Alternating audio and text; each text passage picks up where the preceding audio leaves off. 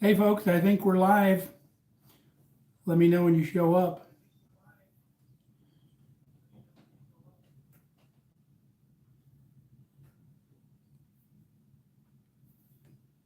So we had a couple questions that I'm going to cover from our last live that got commented on after we went off the air. One of them was, does your sweet corn still produce one ear per stalk? And every now and then you'll get two ears, but one of them will be real tiny. You'll get your big main ear will come on first, and then you'll get that little tiny one sometimes that really never amounts to much. So there is a possibility to get two, but it's not very often. Another question was, what was it? Oh, how do you keep your garden weed free? Somebody was watching our one of our videos, and they saw that there wasn't a lot of weeds in my garden, which is like the way I like to keep it. But the biggest thing on that is mulch and staying on top of your weeds where there isn't any mulch. We have a video on that. It explains all that. Don't water your weeds. So don't put water where it's not necessary and all that. Some people go to great lengths to put like their weed cloth out there and all that, but that gets really expensive. Looks like a really sterile environment. And that type of mulch cover, the synthetic cloth, is not adding anything to your soil. So I really don't partake in that. Live mulch is the way to go. It's providing nutrients for your soil and it keeps your weeds down, but that's the big secret. So I saw a couple people show up. I'm trying to figure out how to see your questions and comments and who's here. It was easier last time. I saw Country Dad popped in.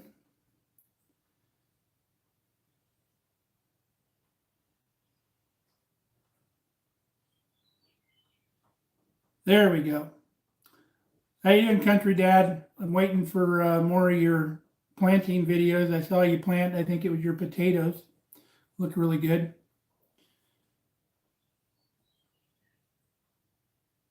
So we've been doing lots of stuff. Kelly and I got so much stuff done today. It was a beautiful spring day out here. The wind finally gave us a break. So we were able to get a lot done. We've got the lawn mowed for the first real mowing since it started growing. We got our first round of fertilizer on the lawn. So it's really starting to green up out here. We've had to turn the sprinklers on because we've only got 4/10 of an inch of rain here in Nebraska in our area. There's been more other areas, but we're kind of in the dry area right now. Everybody's praying for rain, so we'll get some good pasture growing because everybody's been feeding a lot of hay because of the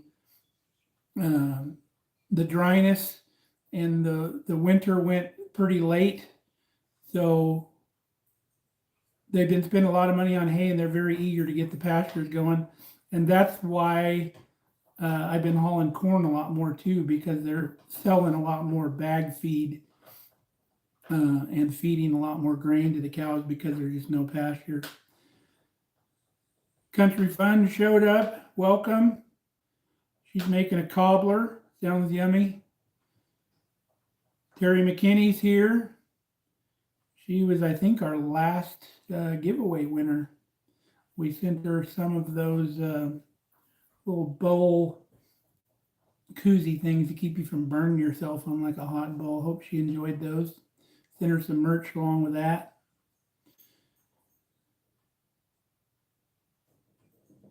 Yep.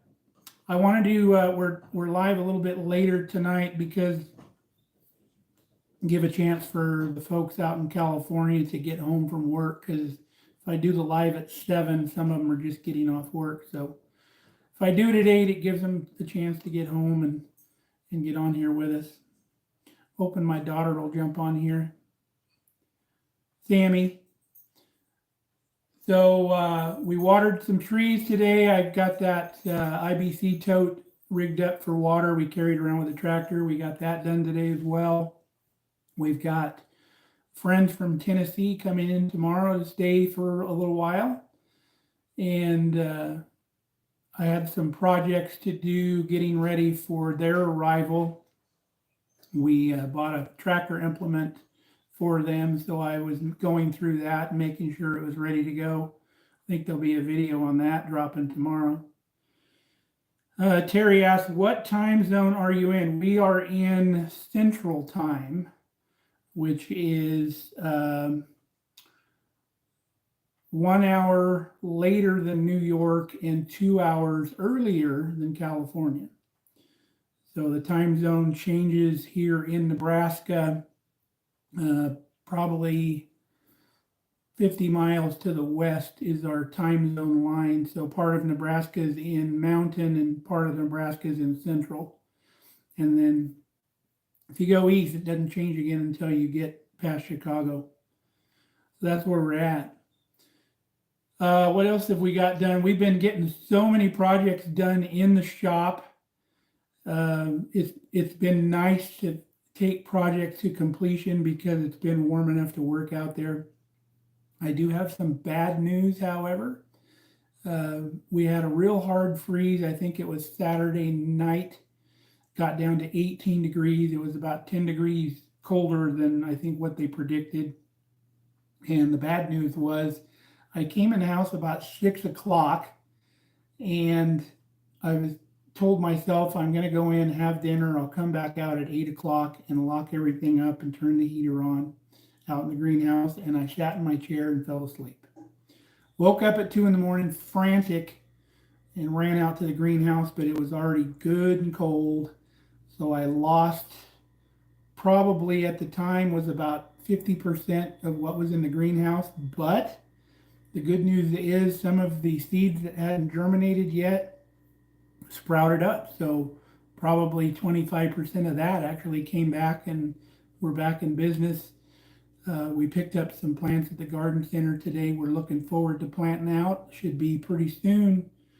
Right around May 1st, we're going to look at the 10-day forecast and see if we can start putting stuff in. Now, last year, the 10-day forecast looked good. Everybody planted out, and we got a big freeze and wiped out everybody's gardens here locally last year. And then the garden center had a run on plants, and there's really nothing left to grab.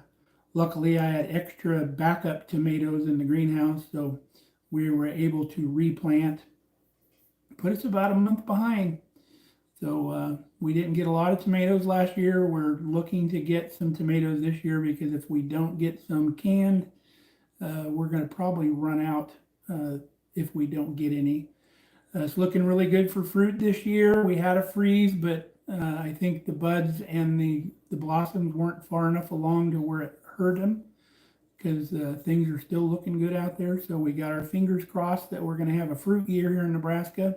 We only get a fruit year when weather permits. If you get a late freeze, there is no fruit, no apples, no pears, nothing. But we can grow peaches here in Nebraska. There's peaches for Zone 5. But again, you only get peaches when the weather's right. So Terry McKinney says she's in Eastern Standard Time. That's over an hour difference from us. Do you live on the coast, Terry? I've been over there to North Carolina. I forget where I sent. Was it Vermont where we sent to your stuff? I can't remember. There's so much going through my melon. Michigan, that's right. Love Michigan. Been there too. Spent some time in Lansing, Michigan, and what's the nice town up north there? Traverse City. Love Traverse City. I was there for training a few years ago, some sonar training. Really enjoyed Traverse City. So Terry says they're expecting another freeze tonight. We have one coming up, but I'm unsure what day it is. Kelly will probably tell me here in a second from the background. Sunday, she said we're supposed to get a freeze. She just came in from outside. She worked her tail off today and she's hurting a little bit, so she's on the couch eating dinner. So Terry McKinney also said only her leaf lettuce has come up so far. I hope you've got it covered up tonight, or if it's a frost hardy variety, because it'll get it. Is it in the greenhouse or in the ground? Yeah, the first time I went to Michigan, I was picking up a fire truck chassis. I used to build fire trucks, and we ordered a chassis from it's a place in Lansing, Michigan. I forget the name of the place, but I drove that chassis all the way back out to California. It took me 3 days to get it back. It's a rough road when you don't have any weight on the back. Terry says her lettuce is red and it's in the ground, so make sure that's protected tonight.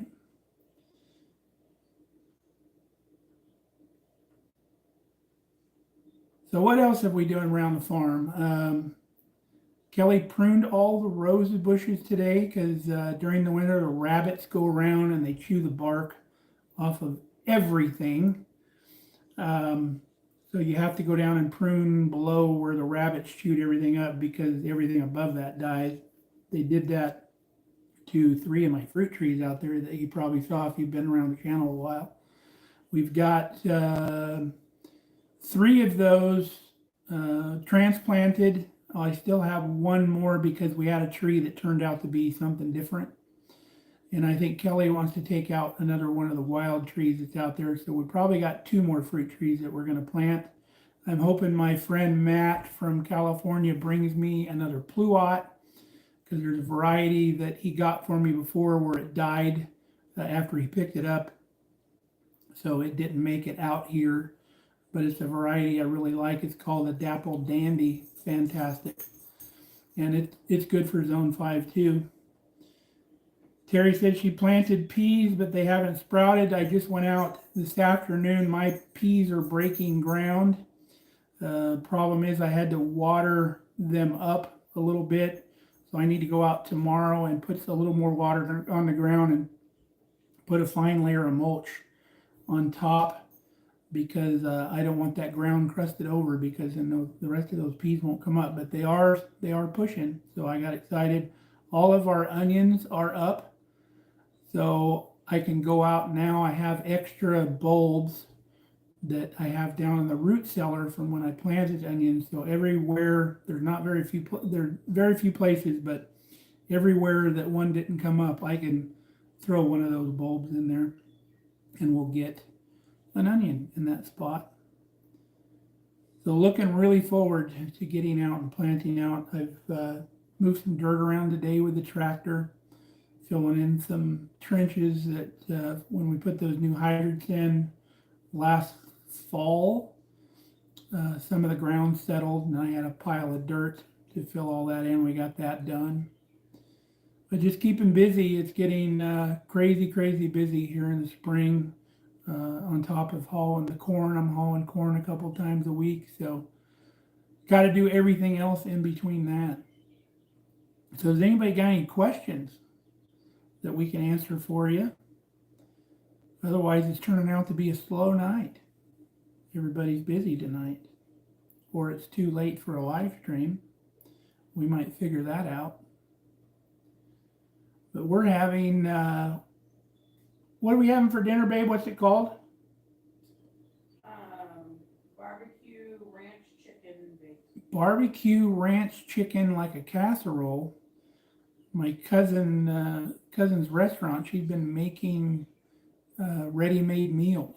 She's started doing that, and she opened up a ready-made breakfast drive-through in their drive-through. So, and she changed her hours too, to where she's only open for like breakfast and lunch. So they're doing these ready-made meals that people can take home for dinner. So been a hit so far. So we're going to try another one tonight. We had our pot pie the other night about a week ago. It was really good. Terry said it's too cold outside where she's at. There's my girl, Sammy. She's watching with her boyfriend, Jared. They're making dinner. Everybody congratulate my daughter, Sam. She's graduating college Friday. So we're real proud of her. Woo! Yeah. We're going to watch it live stream here from Nebraska, so we can't wait to see that. She's actually her second time in college. The first time she was in culinary school. She decided that she didn't want to be in culinary school no more. So then I think she's back to college. This time she's accounting. So that's a job you can work anywhere. There's never going to be a shortage of people needed for accounting. So yeah, we're real proud of her for doing that. She was going to school full time and working full time. Crazy energy that kid's got. There's no way I could do that. I had a brief stint in college right out of high school until I made too many bad decisions, partying too much, and ran out of money and had to go to work. I don't know how she did both. It was all I could do to just get I think I had 28 units going, but it was all I could do to get my work done. But we all worked jobs on the weekends too, and then after school, so it was pretty busy. So real proud of her. Awesome job, Sam. Hi, Jared. That's Sam's boyfriend. So we should have Ramona coming here in a month or so. We're really looking forward to that. She'll be here for about 30 days. 30 days. Around a month. Probably not 30 days, but like 3 weeks. So I always consider 3 weeks a month, where it's actually probably 4 or 5 weeks, I guess. So what's for dinner, Sam?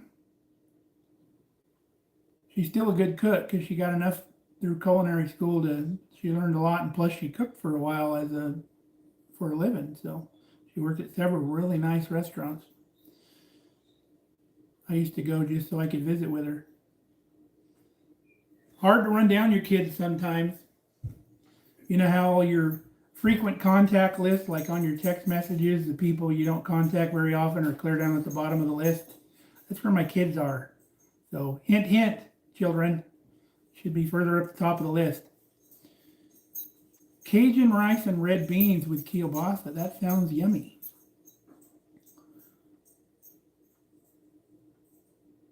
So what else do we got going on here? Ruby's still doing good. Still crazy, hyper active, especially when she comes in from outside. She does this little thing where she comes in, she runs around the room, and she comes full bore at you, puts her front paws off, and just pushes off of you really hard. It hurts. And if I was an older person, that would be dangerous because she'd be like knocking me over. But the dogs were out all day today. We were both outside. Ruby, she'd go outside with Brandy, but then she wants right back in because she doesn't want to get more than 5 feet away from Kelly or I. So if Kelly's at work, it's me, and vice versa, or both of us. But when we're outside, she'll actually go outside and play and run around and do stuff. But she's got no interest in being outside if we are inside. She wants to be next to us. But she does really good in the vehicle. I take her in the mornings to breakfast, and she's really mellow in the vehicle, no problem. I take her in to see Mom every now and then. Mom likes visits from her. But so far, so good. She hasn't destroyed anything since that drip line we fixed the other day. So that's been nice. Brandy spends all of her time outside. As soon as it's daylight, she wants out, and she stays out all day hunting rabbits and whatever else she can find to chase around the yard, birds. There used to be a lot of deer and turkeys and a lot more wildlife here around the place. The previous owner used to send us pictures of deer and everything standing in the yard, humongous turkeys. Said a deer even tried to jump through the big bay window in the front one day. But with dogs, you don't see the wildlife because they keep that stuff chased off. So, which is good for the garden. We don't get deer in the garden, but the deer fence has been working good too because they venture in at night when the dogs are in the house. Both dogs stay in the house at night. So the deer will show up. Sam asked, do you have any birthday plans? Yes, and it was a secret until today because my cousin called today when Kelly was sitting next to me and asked me some questions about the birthday plans, and Kelly found out about them. But our plan is we are meeting up on Saturday at my cousin's house, and we're going to go take an hour trip down to the bigger town next to us, and we're going to go to one of those restaurants where they cook the food right in front of you and like throw food at you, and hibachi grill or whatever. Yeah, we're going to one of those, and the whole family's getting together and a couple of our friends, and we're taking a limo down there, so that's going to be fun. Be a nice visit. We won't all have to take separate cars. So, but that was a secret until this morning. Kelly did not know about that. But it's Kelly's landmark birthday, one of her landmark birthdays, so we're celebrating. And then my daughter Sam's birthday is, let's see, 4 days later. And then my birthday is 5 days after that. So all of three of our birthdays are right there together. We used to celebrate all three of our birthdays. We'd go out to karaoke and stuff like that. Some of our favorite stuff to do. My kids sing like angels. I love hearing them sing. And that was always fun. Sam, I got your birthday present already. I bought it about a week and a half ago, but I haven't shipped it yet. I need to do that tomorrow. So you'll probably get it by your birthday. Since you didn't give me a birthday idea while I was out there. Let's see. Terry says $5 to $100 a plate. I hear lots of great desserts and food. We've been there before. I actually ordered the lobster, but they were out because I love lobster. Actually, it was like a steak and lobster combo. But I was disappointed they were out of lobster. Paul asked, do you guys enjoy or make bull fries a Nebraska favorite? Maybe a video idea. Absolutely, it'd be a good video idea. There's a place up north about 20 minutes from the town we live in. It's another town, and they have some really good ones up there at the store. They're pre-breaded and everything, and they're fantastic. Love them. And then every now and then somebody will do like a special on them, but you can get them just about every restaurant around this area. You can get them. And if you don't want to know what bull fries are, mountain oysters is another name for them, especially after cattle branding, when they work the calves. There's always plenty of those to go around. If you've never had them, it's kind of like a chicken fried steak almost, depending on what you bread it with, or a cube steak, kind of a cube steak texture. And they taste really good. It's all about what you season them with, just like any other meat. But it's not a gross texture or anything. It's not like oysters from the ocean, that, in my opinion, eating those raw is just nasty. I can't do it, but I love them grilled. I will eat them all day grilled. In fact, when my friend comes out from California in June, maybe I'll ask him to bring a bag. I think they would make the trip on ice. That would be cool. Have some oysters. Be fantastic. I grill them, put them on the grill with like the cup side down, a hot like barbecue heat type grill. And then when they crack open, we take the top shell off and leave them sitting on the grill in that little bowl side and let them simmer. And then once they're almost cooked, when the liquid kind of is cooked out of them, take some garlic and some butter and put in that bowl and let them simmer in that garlic and butter. And then 2 drops of a good hot sauce. I use Frank's, but you can use Tabasco or Trappist or Louisiana, whatever. Just 2 drops.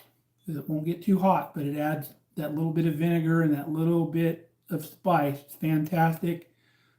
Best oysters you'll ever eat in your life. They're so good. Terry asked what the bull fries were. We answered that for you. They're fantastic. You can get them frozen here too, and you can take them anywhere you want to go. But the ones we buy at the store, they're literally, say, as big as my head. They're that big. So I don't know where they're getting these things, but they're a lot bigger than the ones that we get off of the calves when we're working cattle. But if you haven't tried them, don't knock it till you try it. Now, another thing they do at basically every restaurant around here for appetizers is gizzards, which I enjoy a good gizzard, but I have yet to find a good gizzard around here. Chicken gizzards, what we're talking about. Most people don't pre-cook them. They just like bread them and fry them. And if you've ever had a gizzard, you can't really cook them that way because they're very tough. Same way with hearts. So what I like to do and what people should be doing is put them in like an Instapot or pressure cooker and cook them to where they're tender and then bread them and fry them. And if you ever tried them that way, you'd never eat them the other way again, because the other way it's like chewing on an old tire. It's terrible. So anybody got any more questions? We're here to answer questions if we can. Let's see what else I can. If you're missing the recipes, I apologize.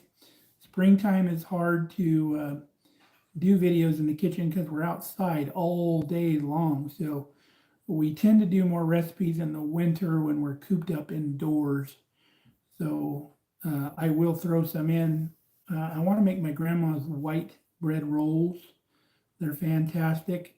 And I have a Cheater's sourdough bread recipe I want to show you that's good. Sourdough is very tough to make. You really got to know what you're doing when you're making sourdough if you're just using the starter. And it's making your own starter so simple. It's just flour and water and let it sit in a cupboard for a few days and it turns sour. That's pretty much it. You got to take some out of it and then put some water and flour back in it, and then it just continues to go. But you don't want to use bleached flour. You want to use unbleached flour, and don't use chlorinated water. We have well water here, so it's fine. But if you have well water or chlorinated water, let it sit out on the counter overnight, and the chlorine will gas out of it, and then you'll be fine. Or just use bottled water. So that works too.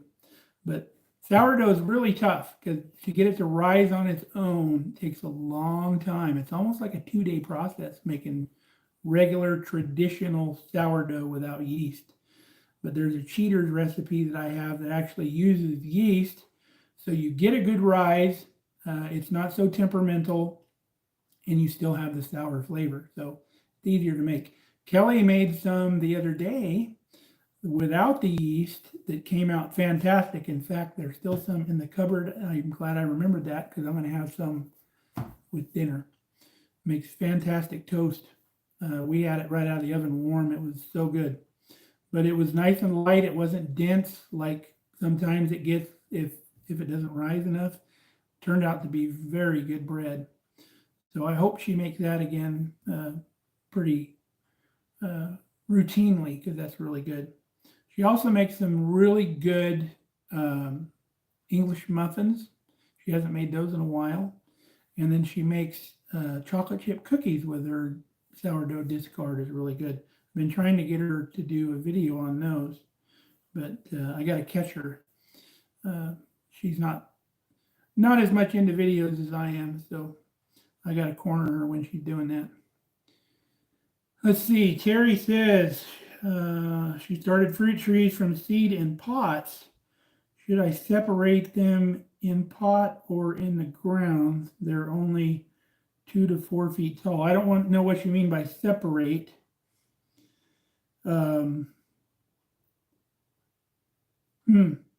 You got to be careful with your fruit trees. If they're hybrid fruit trees, you may not get the same fruit from the seed, just like a tomato or any other hybrid plant that you plant.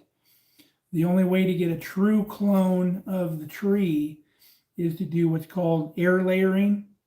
If you've never done air layering, look that up on YouTube. There's lots of good videos on that. basically you take a nice limb on your fruit tree, you score it all the way around on the bark of that limb, about probably 3/4 of an inch long, all the way around, and you peel that off.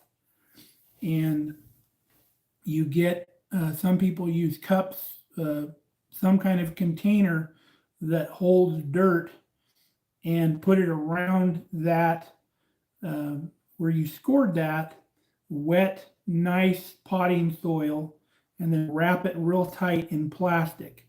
And then what'll happen is that where that's scored there, that will develop roots, and it'll root into that, that soil ball that you have wrapped around it. And when it's rooted very well, you can see the roots kind of going around in there. You can clip that off and then plant that in the ground, and you have an exact clone of that tree. So, but if it's an open pollinated variety that has been around for 100 years, you can plant the seed and you'll probably come up with whatever it was, like, the old crab apples and stuff like that. You shouldn't have any problem with a variety that's been around forever. Let's see, Terry McKinney, I'm trying to determine what type of apple tree it is.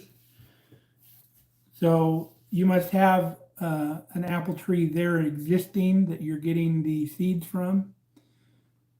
Oh, they bought apples from the grocery store.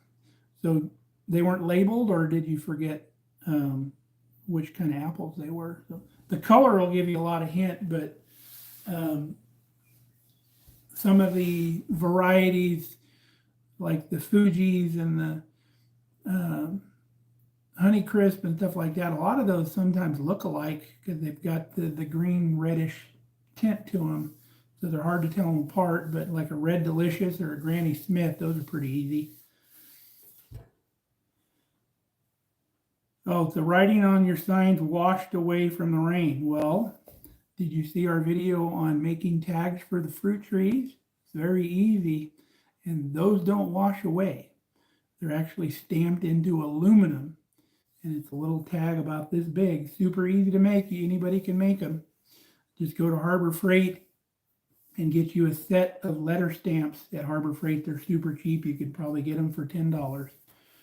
But go buy you some aluminum, or have a place where you buy your steel or your metal. Have them cut little squares for you, and then just drill a hole in the corner, and then use those letter stamps and stamp the name of that tree into that tag, and then it'll never wash away.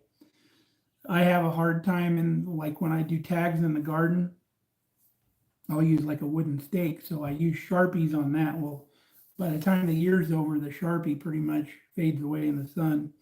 I had a marker that came with my little stakes for my plants in the greenhouse that was supposed to be UV stable to where it wouldn't fade. It still faded. But the Sharpie's been lasting pretty long. I can still read the stakes from last year, but they're faded. I'm able to write over the top of that and then reuse those stakes. So Terry, make those tags, and then you'll know what your fruit trees are. That's why I did it, because I always forget. My memory's toast. I did it at my last house that we had. We planted a bunch of fruit trees, and I labeled all those. And then I've done it here. It's been nice. I've only got one tag I need to change because I can't find the same kind of pear. But that thing's starting to sprout. Amazingly enough, even though the rabbits ate. There's a couple spots where it didn't get all the way around the trunk, so maybe it's still getting that, what is it called, cambium layer stayed intact, and it's actually sending energy up the tree. So it might pull through, but with so much bark on it, you'd think it's going to get diseased and stuff like that. So if I find one, I'm going to go ahead and replace it, or I'll just get a different type of pear. I saw a red Bartlett pear at the garden center today, so that was interesting. I've never tried one of those. But we're running low on pears too. We get our pears from the neighbor, and very few pears last year. We had to really cut them pretty deep to get all the blemishes out of them to where we could can some. And we had, I think, 2 5-gallon buckets of pears, and we ended up with like 4 quarts. So it was that, the pears were that bad. But the year prior, we had some great pears, and we canned those up. That was nice. my friend the other day that I got the pears from down the road, I gave him a quart of the pears, and he told me him and his wife are rationing them because they're so good. They're trying to make them last as long as they can. But Kelly had fun on her four-wheeler that I got her for her birthday today. She was out picking up limbs in the garden and or in the lawn and driving that thing all around, pruning roses and gathering up all the sticks. She's in hog heaven on that thing. So I'm so glad she finds that useful and she really likes it because she deserves it, and she needed something to drive around. The tractor's just too big to drive on the lawn, makes ruts in the lawn. So she needed something she could drive around and not tear things up. So been working out great. She uses her trailer that we made for her. So it's pretty cool to watch her scooting around the property in that thing. So if there's no more questions, we might cut it short tonight. My dinner's waiting in the oven, but if you got something else, let me know and we'll address it here real quick. If not, we'll sign off here in a little bit. So we're glad you guys are with us. We hope you enjoy the content we've been putting out. It's getting super busy. So we've got a few videos ahead, but like I said, we'll try to do another recipe for you here soon. We've got some company coming in for about 4 or 5 days. So we'll be busy visiting with them, but then they're going to head back home and then we'll be back to normal again. And then I got, after the first of the month, I've got another contract of corn I need to haul, another 10,000 bushel of corn, which is basically 10 truckloads. So that won't take too long, but we're still hauling to the feed store too. So there's 2 places that we'll have to get corn to. All right. Terry McKinney says, you have a good night. My dog is chewing slippers off. Yep. All right, folks. We'll see you next time. I don't know how long it'll be before we're going to do another live stream. Good night, Sam. Love you. Yeah, you better call me. You said you were going to call me last week, and you didn't, you little stinker. So stay safe, stay healthy, guys. If you've got questions that you post on the video that after we close this thing out, we will address them in the next live stream. So don't think you can't post a question on there. So love you guys. We'll talk to you later.